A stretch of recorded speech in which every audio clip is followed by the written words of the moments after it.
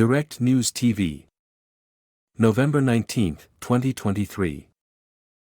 Israel-Hamas war live, Gaza hospital official rejects Israel tunnel claim. At least 8 people killed following direct Israeli strikes on northern Gaza's Indonesian hospital. Monir El-Boursh, the Gaza Health Ministry director, has dismissed Israel's claim that it had found a Hamas tunnel at the Al-Shifa hospital, describing it as a pure lie. Israel has continued its deadly strikes on Gaza, targeting several areas in the enclave, including the vicinity of the Indonesian hospital. More than 13,000 people have now been killed since the bombardment began on October 7. In Israel, the official death toll in Hamas's attacks stands at about 1,200. The Committee to Protect Journalists has said 48 journalists and media workers have been killed since the start of the conflict. 43 of those killed were Palestinians, 4 were Israelis and 1 was Lebanese. Yemen's Houthi rebels have seized an Israeli-linked cargo ship in the Red Sea and taken 24 crew members hostage, raising fears of a wider escalation. The World Health Organization has said it evacuated 31 prematurely born babies from Al-Shifa Hospital to the European and Nasser hospitals in the south of Gaza. More than 200 patients are still stuck at the hospital. Here's a recap. It's just after 7 a.m., 5 o'clock Greenwich Mean Time, on Monday in the occupied Palestinian territories and Israel. If you're just catching up, here are some of the key recent events. Staff at the Indonesia hospital in North Gaza are appealing for urgent help after an Israeli strike killed 8 people inside the hospital, which is now surrounded by the Israeli army. All 31 of the premature babies evacuated from Al-Shifa hospital are fighting serious infections, according to a WHO report. At least 122 people arrived at Nasser hospital within minutes of a November 18 Israeli bombing in Khan Yunis, MSF has said, including many who were treated for severe burns and 70 who were dead on arrival. Only minor challenges remain to a deal to release some of the more than 200 people taken captive into Gaza, Qatar's Prime Minister Sheikh Mohammed bin Abdulrahman Al Thani has said. Japan's government has condemned the seizure of a Japanese-operated ship by Yemen's Houthi rebels in the Red Sea. France will send more medical supplies and a second hospital ship to Gaza, French President Emmanuel Macron has said. Young Palestinian shot dead by Israeli forces near Hebron.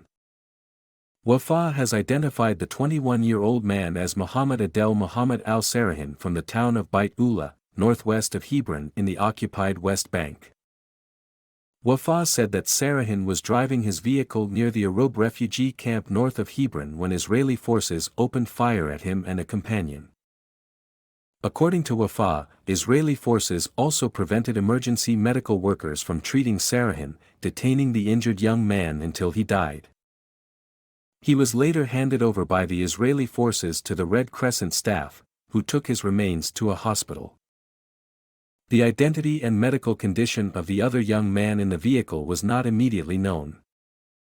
PA thanks Malaysia, Turkey for waiving fees for Gaza students. The Palestinian Authority has expressed gratitude to Malaysia and Turkey for exempting students from Gaza from tuition fees. Malaysian Higher Education Minister Muhammad Khalid Nordin said on Wednesday that fees for more than 600 Palestinians studying at public universities in the country would be waived for the academic year 2023 to 2024. Mohammed Khalid said that the government was also considering providing monthly allowances to 800 Palestinian students enrolled at public and private universities over the period. Turkish President Recep Tayyip Erdoğan announced on Thursday that his government would cover the cost of the year's second semester for students from Gaza pursuing bachelor's and diploma degrees in the country. Timeline of Israel's attack on Al-Shifa, Gaza's largest hospital. Sunday, November 19, babies evacuated, critically injured remain. 31 of the 39 babies who had been left without incubators after Israel raided the hospital on Wednesday are evacuated. 8 of the babies had already died. About 250 critically injured patients who were unable to evacuate and around 25 health workers remain inside the hospital. Israel claims it found a Hamas tunnel under the hospital. Monir El-Boursh, the Gaza Health Ministry director, calls the claim a pure lie. Saturday, November 18, who calls Al-Shifa a death zone. A WHO mission finds a mass grave and describes the hospital as a death zone. A doctor says Israel gave the hospital just 1 hour to evacuate. Israel claims people left voluntarily. Mohammed Abu Salmiya, the hospital's director who remained, says Israel is in total control of the deserted hospital and that food is running out. Wednesday, November 15, Israeli raid begins. Dr. Ahmad Mokalalati, a surgeon working at the hospital, told Al Jazeera gunshots could be heard from all directions. Within the hospital compound, he says there are 650 patients, including about 100 in critical condition. 700 medical staff. As well as 2,000 to 3,000 displaced Palestinians seeking shelter.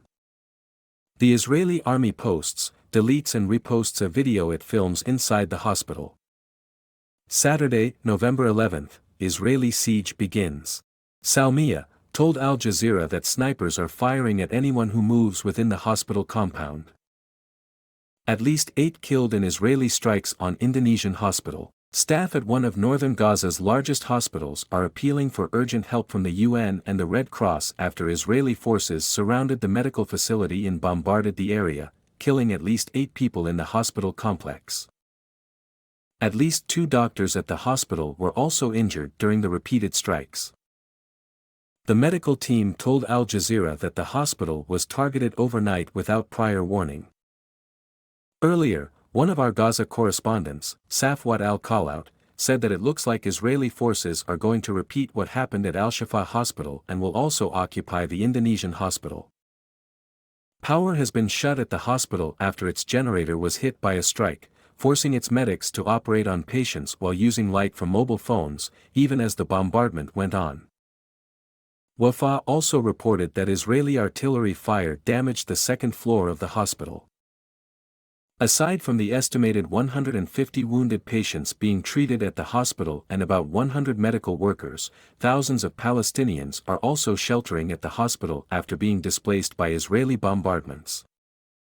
France's Macron pledges more medical supplies, hospital ship for Gaza. French President Emmanuel Macron has announced that France will send more medical supplies and a second hospital ship to Gaza.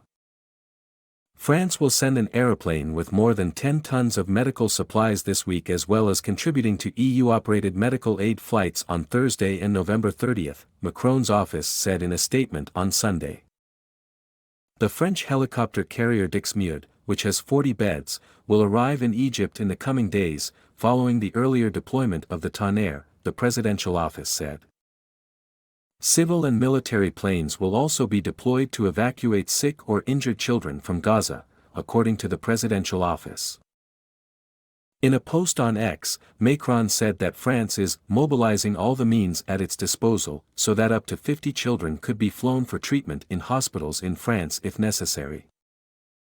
Qatar PM says only minor challenges remain to captive deal. Qatar's Prime Minister Sheikh Mohammed bin Abdulrahman Al Thani has said that only minor challenges remain to a deal to release some of the more than 200 people taken captive into Gaza after Hamas's attack on Israel last month. The challenges that remain in the negotiations are very minor compared to the bigger challenges. They are more logistical, they are more practical, Sheikh Mohammed told a joint press conference with the EU's foreign policy chief Josep Borrell. Qatar has been acting as an intermediary in negotiations to free those taken captive in Hamas's surprise attack on Israel on October 7, in which at least 1,200 people were killed. Dr. Sarbini Abdul Murad, the head of the Indonesian charity the Medical Emergency Rescue Committee, (MRC), which helped fund the construction of the Indonesia hospital in Gaza, has called on Israel to withdraw its troops from around the hospital. Speaking to Al Jazeera from Jakarta, Dr. Sarbini said that he was aware of reports that Israeli forces were surrounding the hospital and bombarding the areas nearby. This is an inhumane attack that should be condemned because this is a place that must be protected, he said from Jakarta. We ask Israel not to turn hospitals into war zones. We ask Israel to withdraw its troops from around the Indonesia hospital so that it can be a safe place for citizens seeking medical assistance. Dr. Sarbini says MRC currently has 3 Indonesian medical volunteers, Fikri Rofiul Haq, Reza Aldila Kurniawan and Farid Zanjabil Al-Ayubi, based at the hospital. MRC has been unable to contact them for the past 9 days because communications have been cut across the Gaza Strip, Dr. Sarbini said. On Friday, MRC held a communal prayer vigil with medical workers across Indonesia for the hospital and medics on the ground, as well as to call for a ceasefire and an end to the genocide in Gaza. My name is Kingsley. Please like, share, subscribe and hit that notification bell so you can be the first to be notified whenever we post. You won't regret it.